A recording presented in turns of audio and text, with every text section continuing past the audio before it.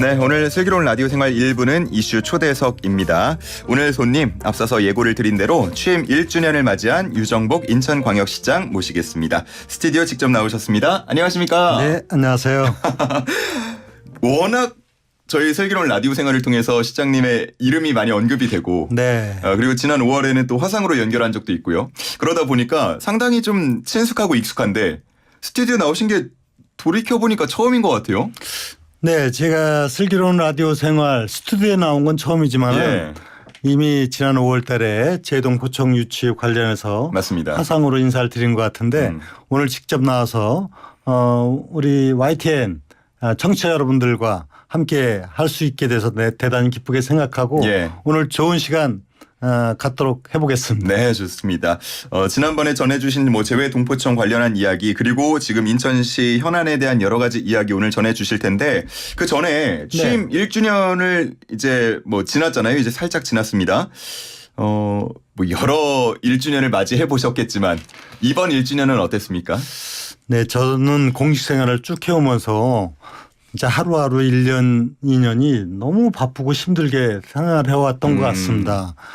그런데 지난 1년 동안은 정말 영일 없이 지낸 1년이었고 예. 그래서 아주 바쁘게 지낸 가운데 그래도 참 보람과 성취가 있었다 이렇게 생각돼서 한편으로는 뿌듯하게 생각을 합니다. 그런데 이제 중요한 거는 지나온 1년이 중요한 게 아니라 앞으로 우리가 또 지내야 될 3년의 시간을 어떻게 보낼 것인가 하는 생각으로 마음이 그렇게 가볍지만은 않습니다. 이 책임을 다해서 인천시를 위하고 시민을 위해서 제가 일을 해야 되겠다는 다짐을 새롭게 하는 시간이 되었고요. 예. 하여튼 지난 1년 동안 정말 바쁘게 지내왔습니다. 예. 정말 바쁘게 지냈는데 예를 들어 성과가 없거나 혹은 남들이 알아주지 못하면 사실 그만큼 억울한 게 없거든요. 하지만 여러 가지 또 성과가 있었고 굉장히 기쁜 소식들을 저희 슬기로운 라디오 생활을 통해서도 전해주셨습니다. 가장 큰 성과를 꼽는다면 역시나 제외 동포청 유치라고 할 수 있겠습니까? 네, 그렇게 얘기해도 크게 무리는 없을 것 같습니다. 그러나 사실 지난 1년 동안에 제가 자랑처럼 들리지 충분히 자랑하셔도 됩니다. 정말 그 1년 동안에 많은 일들이 있었는데요. 예. 우리 인천시가 나아가야 될 비전과 목표를 분명히 세우고 또 각종 현안들을 일단 해소시켜 나가야 되지 않겠습니까?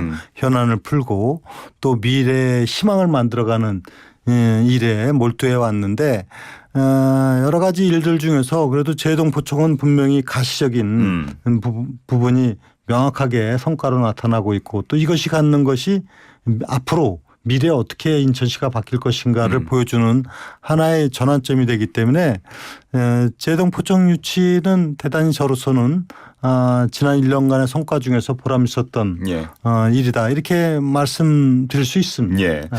자랑할 이야기가 있다면 충분히 자랑을 해 주셔도 좋은 게 그게 곧 이제 인천 시민분들이 행복한 길이니까요. 네네. 예, 충분히 자랑을 해 주셔도 되겠습니다.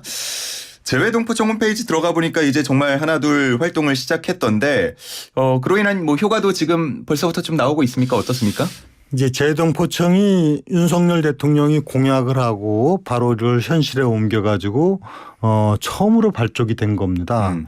이 지난 6월 5일 날 인천에서 개청식을 했을 때 대통령 교수도 물론 참석을 하시고 많은 시민들과 함께 했는데 정부의 기관이 하나 왔다 하는 그런 단순한 의미를 뛰어넘습니다. 말하자면 지금 우리나라 제동포지들이 193개국에 750만이 거주하고 있습니다. 예. 120년 전에 인천에서 처음으로 하와이로 이민 간 것이 제동포 역사의 출발점인데 이제 이 120년 역사 속에서 이렇게 전 세계에 많은 동포 사회로 성장을 했습니다. 예. 바로 이분들이 소위 한국과 관련해서 업무적 편이라고 할까요? 교민 생활을 하는 데 있어서 필요한 다양한 일들을 갖다가 지원하는 것뿐만이 아니라 이제 대한민국을 통해서 동포들이 더욱더 새롭게 발전해 갈 수 있는 디딤돌이 되고 또 우리나라로서는 이 제동포 750만 네트워크를 활용해서 다시 도약하는 기회를 만들어간다는 것이 큰 의미일 겁니다. 예. 그래서 인천으로서는 당장의 기관이 와서 오는 경제적인 효과 이걸 뛰어넘어서 바로 재동포들과 함께 이제 1000만 도시로 웅비하는 이제 시점을 맞이하게 된 겁니다. 300만 시민과 750만 재동포가 함께하는 1000만 도시로서 우리 인천이 글로벌 도시로 나아가는 중요한 전환점이 됐다고 생각하고 이게 이제 현실이 될 수 있도록 시에서는 하나하나 지금 계획을 세워서 추진을 해나가고 있습니다. 제 이름에 웅자가 들어가서 제가 웅비라는 단어를 참 좋아하는데 그 용어를 사용해 주셔가지고 인천이 웅비하는데 계기가 됐다라는 말씀을 해주셨습니다. 정말 앞으로 재외동포청이 어떤 역할을 하게 될지 더욱 기대가 많이 됩니다. 네, 기대를 갖고 지켜보도록 하겠고요. 잠깐만 좀 말씀드리면은 이제 재외동포들이 인천을 통해서 업무적 편의 외에 바로 여기서 재동포들의 주거 문제, 복지 문제, 교육 문제, 문화 문제를 함께 논의하는 상황이 될 겁니다. 그래서 인천에서는 지금 재미동포 타운이 이미 건립이 돼 있는데 이제 유러피언 타운이나 아시안 타운과 같은 재외동포들이 하나의 활동 주 무대가 되는 것이고요. 또 여기서 제일 중요한 문제는 우리 750만 재외동포들이 세계적인 그 한상 비즈니스를 통해서 많이 발전해 왔습니다. 이 한상 비즈니스 네트워크의 허브를 만든다. 오늘날의 홍콩이나 싱가포르이 사실 그 화상 중국계 세계 각지에 있는 인사들에 의해서 이렇게 발전해 갈 수 있는 계기가 되었듯이 이제 재외동포들도 바로 대한민국의 미래 발전을 위해서 이 한상 네트워크를 인천을 통해서 이루어 나간다 하는 의미에서 굉장히 큰 의미가 있고요. 그래서 이미 인천에서는 웰컴 센터 그리고 비즈니스 한상 비즈니스 센터 이런 부분들을 계획적으로 지금 준비를 해서 이제 재외동포들도 정말 조국을 위해서 마음껏 비즈니스 활동을 하고 이것이 대한민국의 발전뿐만이 아니라 또 재외동포들의 발전에도 도움이 될 수 있는 길로 만들어 갈 겁니다. 네, 좋습니다. 재외동포청과 관련한 또 재외동포와 관련한 얘기를 하면은 사실 시간이 뭐 부족할 정도로 할 얘기가 많겠습니다만 오늘은 또 다양한 현안을 전해야 되니까 여기서 정리를 하도록 하고요. 지난 1년을 돌아봤을 때 앞서서는 이제 자랑을 해 주셨지만 좀 아쉽다 혹은 안타깝다 하는 부분도 있을까요? 그렇습니다. 모든 일이 다 생각대로만 되겠습니까? 특히 이제 제가 시민이 행복한 세계 초일류 도시 인천을 만들겠다는 목표를 갖고 있는데 결론적으로 시민이 행복하고 행복 체감 지수가 있어야 되지 않겠습니까?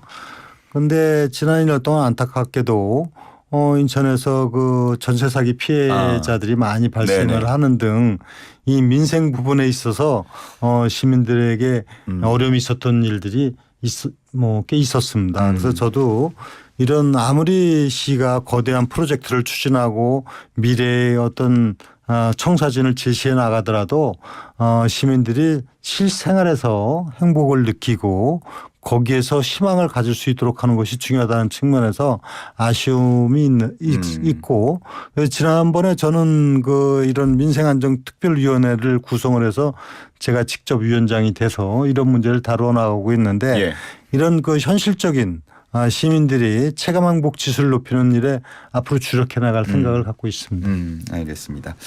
자, 저희 지금 샵 0945입니다. 단문 50원, 장문 100원, 샵 0945로 우리 또 시장님께 궁금한 점이 있거나 요구사항이 있는 분들은 또 마음껏 남겨주시기 바랍니다. 2961님께서 이제 인천에 사는 인천 시민이라고 하시면서 방금 말씀해 주신 그 전세 사기 피해와 관련해서 뭐 구제 방안들은 다 나온 건지 아니면 추가적으로 더 고민하고 있는 부분이 있는지도 궁금해 하시네요. 네. 전세 사기 피해 사건이 발생하고 나서 인천에서는 이분들의 각종 상담이나 또 실질적인 지원 업무를 하기 위한 센터를 만들어서 지금 운영을 하고 있습니다. 이곳에서 여기 이제 전문가들 뭐 변호사도 있고 각종 이 문제에 대해서 문제를 함께 다뤄나가도록 하고 있고요. 또 시에서는 직접적으로 이분들이 겪는 가장 큰 어려움은 이 피해 부분에 대해서 이 집이 자기들이 살고 있는 집이 경매나 공매에 들어갔을 때 당장의 대책이 좀 난감한 부분이 있습니다. 그래서 또 이분들은 대부분이 이것을 은행 대출에 의해서 보증금을 내고 들어가 있기 때문에 이 문제를 해결하기 위해서 우선은 이런 그 대출 이자에 대한 것을 시에서 먼저 지원을 하는 문제라든가 예. 또 이사비를 지원한다든가 이런 대책을 마련해서 수립을 하고 있는데 이 문제로 사실 이들이 피해를 전부 다 해소하는 거는 그쵸, 예. 어렵습니다. 그래서 정부 차원에서 국회에서도 많이 지금 논의를 해가지고 입법화 과정 예. 또 국토부를 중심으로 해서 대책을 마련해서 시행하고 있는데 이건 정부에서 추진하는 거하고 인천시하고 같이 잘 조화를 이룰 수 있도록 해나가고 아직 이 부분 진행형이다. 이렇게 진행형이다. 보시면 될 것 같습니다. 알겠습니다. 자, 이제 또 새로운 1년을 준비를 하는 과정이 될 텐데 내년 7월까지 취임 2년 차라고 할까요? 이때 주력할 시정 현안이 있다면 어떤 게 있겠습니까? 네, 사실 인천시는 종합적인 지방 정부기 때문에 뭐 어떤 단일한 사업을 통해 갖고 뚜렷한 성과를 내는 것도 중요하지만은 정말 시에서 나는 모든 일들이 다 하나하나 중요한 일이라고 생각하지 않을 그렇죠. 수가 없습니다. 네, 그래서 시민들의 행복을 위해서. 다만 주력을 해야 된다는 것은 어떻게 하는 것이 선택과 집중을 통해서 보다 큰 효과를 낼 수 있느냐. 그런 부분에서 저는 우선 그 시민들의 바람 예. 그리고 인천시가 계획하고 있는 일에 대해서 현안을 분명히 잘 풀어가겠다. 지금 많은 현안을 풀었지만은 대규모 이제 프로젝트들이 있습니다. 그 가운데 인천시가 목표로 하고 있는 원도심 활성화를 위해서 어떻게 할 것인가. 이 재물포 르네상스를 중심으로 한 원도심 활성화 전략. 그리고 인천시는 야심차게 이제 CRDP 100조 시대의 세계 10대 도시를 지향하고 있기 때문에 여기에 걸맞게 글로벌 도시로 가기 위한 전략을 어떻게 추진해 나가느냐. 그리고 또 이런 문제를 추진함에 대해서 시민들의 생활에서 느끼는 그 피부에 와닿을 수 있는 정책 추진을 어떻게 해서 지역 발전을 이루어 나가느냐. 이런 다양한 정책들이 그야말로 앞으로 2년 차에서도 가열차게 추진이 될 겁니다. 여기서 중요한 부분은 어디다 초점을 두느냐. 저는 오직 미래라고 하는데 보다 더 방점을 두고 있다. 여기에 예. 좀 저는 강조해서 말씀드리고 싶습니다. 그래서 인천이 미래를 준비하는 도시 그리고 인천이 갖고 있는 경쟁력을 살려서 대한민국을 대표하는 글로벌 도시로 만들어간다. 여기에 이제 주력을 할 계획입니다. 예. 워낙 말씀을 잘해 주셔서 그런지 지금 벌써 준비된 시간의 절반이 지나가 버렸어요. 그렇습니까? 예. 네. 저도 이렇게 귀 기울여서 듣다 보니까 시간이 훌쩍 지나갔는데 최근에 있었던 현안 몇 가지만 좀 짚어볼게요. 그 정당 현수막 네네. 이게 날림 문제가 사실 전국에서 좀 여러 가지 시민들 불편을 낳았었거든요. 근데 최근에 이제 인천에서 이 부분에 대해서 좀 정리를 하는 모습을 보여서 신문이나 또 뉴스를 통해서 보도도 많이 됐습니다.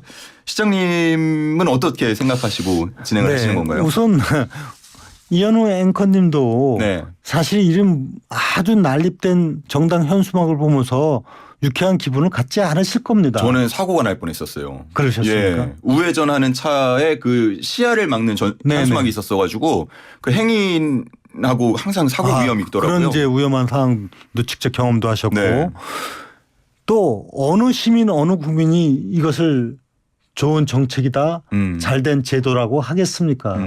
그러니까 제일 중요한 것은 우리가 왜 정치를 하고 왜 행정을 합니까? 국민을 위하고 시민을 위하고 지역과 나라를 위해서 하는 거 아닙니까? 예. 근데 저는 대표적으로 잘못된 바로 법이 5개 광고물법을 작년에 국회에서 개정하면서 일반 국민들은 추첨을 통해서 지정계 시대에 돈 내고 거는데 정당 현수막은 아무데나 개첨할 수 있다. 이것처럼 정치인에 대한 특권을 아주 단적으로 나타내는 경우가 없습니다. 신고도 안 해도 되나요? 예, 그래서 이거야말로 정치적 이기주의고 그야말로 잘못된 헌법에서 정한 모든 국민의 평등권에 정면으로 위배될 뿐만이 아니라 예. 또 하나는 이 선거라고 하는 공명선거 아닙니까? 모두의 동일한 잣대, 동일한 원칙에 의해서 돼야 되는데 그래서 선거운동 기간 15일 동안에만 현수막을 걸도록 법에 명시되어 있는 것을 무시하고 이렇게 무분별하게 하는 것은 그야말로 공정과 정의의 원칙에 어긋나고 헌법이 정한 평등권에도 어긋난다는 법리적인 문제가 있는데 예. 이것은 지금 또 이현웅 앵커도 경험했다시피 사회 안전 문제라든가 미관 문제라든가 이런 부분에 정면으로 충돌하고 또 하나는 한마디로 하면 정치 후진성을 보여주는 전형적인 얘기 아닙니까? 전 세계 어느 나라가 정치 현수막은 마음대로 걸라고 하는 나라가 어디 있겠습니까? 사실 그 문구들도 보다 보면은 좀 눈살이 찌푸려지기도 합니다. 내용적으로도 이거는 거의 뭐 선동적이고 또 어떤 비방과 혐오감을 나타나게 하는 이건 누구한테도 인정받을 수 없는 현수막이기 때문에 계속 제가 몇 달 전부터 이것을 개정해야 된다는 논리를 펴왔는데 예. 국회에서 이해를 한다. 잘못된 부분에 시인하는 하면서도 안 하고 예.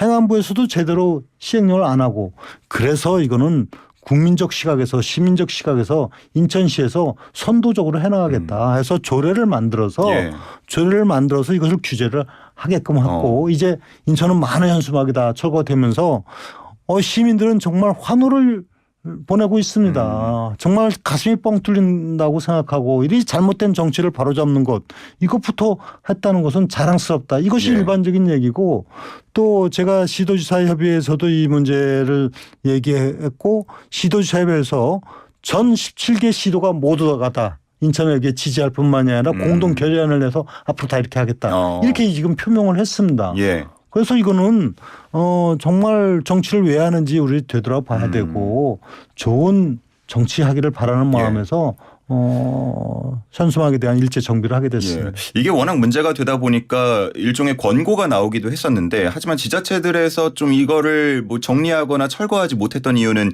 또 정당으로부터 고소고발을 당하는 경우들도 있었다고 보도를 통해서 전해지는데 그리고 또 행안부 측에서도 이게 좀 약간 제동을 거는 것 같고요. 그러니까요. 법을 지켜야 되지 않습니까? 그러니까 국회에서 잘못된 법을 만들어놨지만 지켜야 되죠. 그래서 인천시에서는 이 법이 존재하는 한은 모든 걸 못하게 한 게 아니라 거기서 지역 단위차에서 조례를 만들어서 이렇게 개수라든가 장소 개시 장소라든가 이런 걸 정한 겁니다.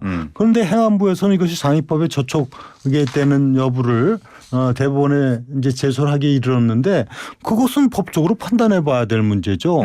우리는 법을 정면으로 위배한 게 아니라 법이 정하지 그 시행령이나 이런 걸 정하지 않은 부분을 조례로서 합리적으로 규제를 해서 일정한 장소에 일정한 수량과 내용을 해서 하도록 했기 때문에 그건 법적 다툼이 앞으로 있게 될 뿐입니다.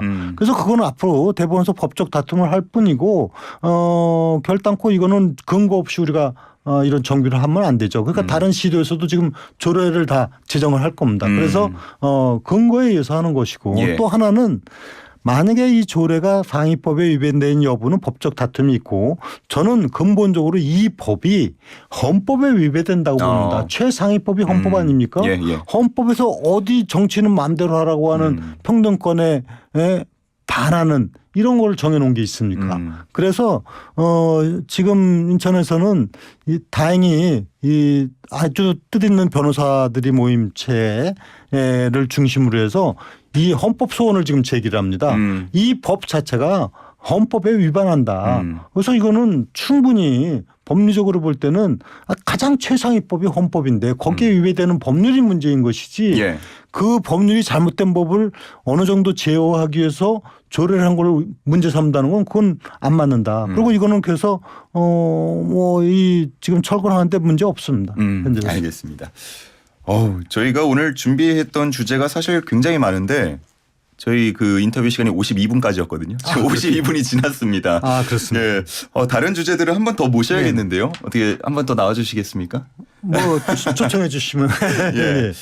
저희가 오늘 뭐 인천 상륙작전 기념식이라든지 아니면 인천시의 또 청년 육성 정책이든지 이런 얘기를 좀 들어보고 싶었는데 아쉽지만 시간이 허락하는 상황이 여기까지라서 다음에 한번 모셔보시도록 하고요. 우리 청취자분들을 위한 청취자 퀴즈를 같이 풀어보면서 마무리를 하도록 하겠습니다. 오늘 청취자 퀴즈를 지금 바로 한번 드려보도록 하겠습니다. 자, 슬라승배 슬라고십니다. 정답 아시는 분은 단문 50원, 장문 100원, 샵 0945로 보내주시면 되겠습니다. 지난 6월 5일 앞서서 이야기해 주신 것처럼 재외동포청이 인천에 뿌리를 내렸습니다. 글로벌 도시로 도약할 인천의 미래가 상당히 기대되는데요. 인천은 육지와 바다, 섬을 모두 가진 창조 도시입니다. 유정복 시장은 이런 인프라를 바탕으로 이곳 르네상스를 만들겠다 이렇게 밝혔습니다. 오늘 인터뷰 중에서도 한 번 언급이 됐습니다. 이곳은 고구려 시대부터 조선 시대까지 쭉 해상 교통의 요지였고요. 인천의 옛 이름이기도 합니다. 이곳은 어디일까요? 1번 제물포, 2번 엑스포, 3번 G포, 4번 1, 2, 3, 4. 1번 제물포, 2번 엑스포, 3번 G포, 4번 1, 2, 3, 4입니다. 정답 아시는 분은 단문 50원, 장문 100원, 샵 0945로 보내주시면 되겠습니다. 자, 시장님, 저희 퀴즈가 항상 이런 식이에요. 그래서 제가 사실 혼자 스튜디오에서 낼 때는 좀 부끄럽지 않은데 오늘 시장님 모시고 이 보기를 내니까 조금 부끄럽기도 합니다. 뭐 정답이 어렵진 않을 것 같지만 그래도 우리 시장님 힌트를 하나 받아보면 좋을 것 같은데요. 뭐 대체적으로 다 잘 아시지 않을까 네. 생각하는데 힌트라면 아까 인천의 옛 지명이라고도 말씀하셨고 그런데 인천이 1883년 개항을 통해서 대한민국 근대화 산업화가 시작된 곳이거든요. 예. 그 당시 어떤 조약을 통해서 그래서 이제 개항이 됐는데 예. 아마 뭐 충분히 청취자 여러분들께서도 아시라고 생각합니다. 조약을 붙여서 한번 보기 다시 드리겠습니다. 1번 제물포 조약, 2번 엑스포 조약, 3번 G포 조약, 4번 1, 2, 3, 4 조약입니다. 아마 딱 이렇게 들으시면은 바로 떠오르실 것 같아요. 시장님도 이 명칭의 고등학교, 모교가 땡땡땡 고등학교이신 거죠? 그렇습니다. 모교이시기도 하고 좀 남다르게 느껴지실 것 같습니다. 좋습니다. 오늘 못다한 이야기 많아서 저도 다 아쉬운데 우리 인천 시민분들도 많이 아쉬울 것 같거든요. 다음에 꼭 한 번 더 모셔서 저희가 못다한 이야기 나눠보도록 하겠습니다. 자, 오늘 말씀은 여기서 정리하겠습니다. 유정복 인천광역시장과 함께했습니다. 고맙습니다. 네, 감사합니다. 수고하셨습니다.